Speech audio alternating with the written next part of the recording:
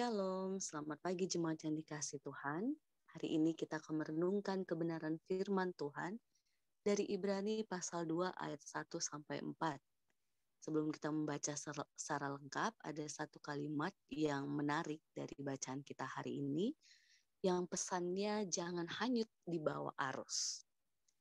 Dan ada gambar yang saya tampilkan di layar atau slide, yang saya ingin bertanya kepada kita. Adakah di antara jemaat yang dikasihi Tuhan yang punya pengalaman hampir hanyut terbawa arus, atau sudah terbawa tapi bersyukur ada yang menolong? Saya secara pribadi ketika melihat kata ini teringat dengan pengalaman ketika kecil ada sungai di belakang rumah. Lalu saya dan beberapa teman bermain air di pinggiran. Dan saat itu saya melihat anak-anak yang tampaknya sudah jago berenang, yang tampaknya sudah biasa dengan sungai itu, berenang begitu asiknya di tengah sungai. Lalu saya dalam batin berpikir ataupun yakin bahwa melihat mereka bisa, kenapa saya tidak? Akhirnya dengan mencoba pelan-pelan ke tengah, pelan-pelan mungkin ke tengah, dan ternyata sungai itu arusnya lumayan kuat. Dan saya secara pribadi saat itu masih SD yang belum pernah belajar renang, belum ada eskul renang, sehingga benar-benar sudah hampir terbawa arus yang di kaki paling bawah menahan dalam sebuah batu dan tangan melambai ke atas. Puji Tuhan, saat itu ada di antara anak-anak yang jago berenang itu menolong saya. Pengalaman ini, jemaat yang dikasihi Tuhan, relevan dengan bacaan kita hari ini.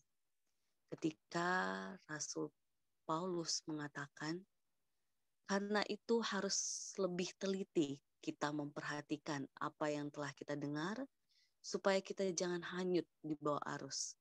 Sebab kalau firman yang dikatakan dengan perantaraan malaikat-malaikat tetap berlaku, dan setiap pelanggaran dan ketidaktaatan mendapat balasan yang setimpal, bagaimanakah kita akan luput jikalau kita menyia-nyiakan keselamatan yang sebesar itu, yang mula-mula diberitakan oleh Tuhan dan oleh mereka yang telah mendengarnya kepada kita dengan cara yang dapat dipercayai, sedangkan Allah meneguhkan kesaksian mereka oleh tanda-tanda dan mukjizat-mukjizat dan oleh berbagai-bagai pernyataan kekuasaan dan karena Roh Kudus yang dibagi-bagikannya menurut kehendaknya.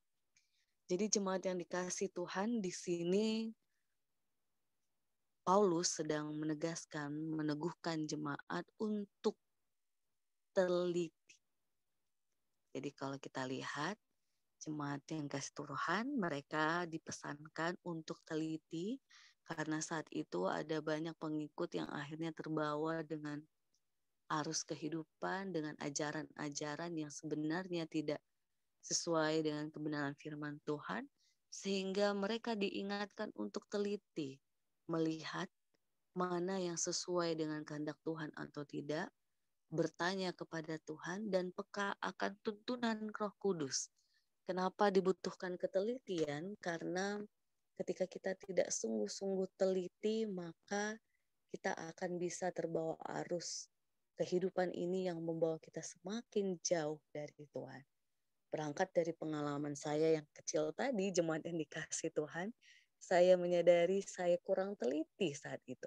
Saya hanya mengikuti kata hati yang sebenarnya itu bukan sesuatu yang didengarkan sungguh-sungguh, tetapi itu lebih ke ego atau kesombongan diri yang merasa, mereka bisa, kenapa saya tidak? Seandainya saya teliti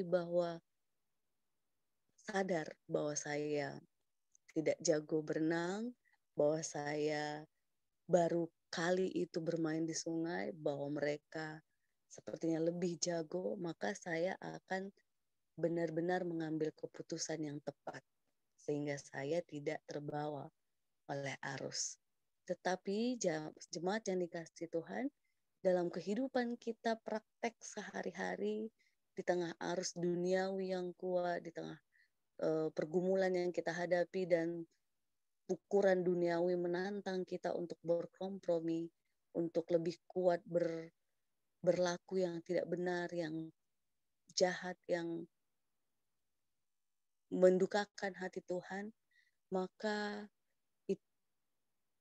itulah yang menjadi pesan pada hari ini, agar kita teliti apakah setiap pertimbangan keputusan kita sungguh-sungguh bukan karena ego, bukan karena kesombongan diri, tetapi sungguh-sungguh sesuai dengan kehendak Tuhan atau tidak, bertanya kepada Tuhan dan peka akan tuntunan Roh Kudus.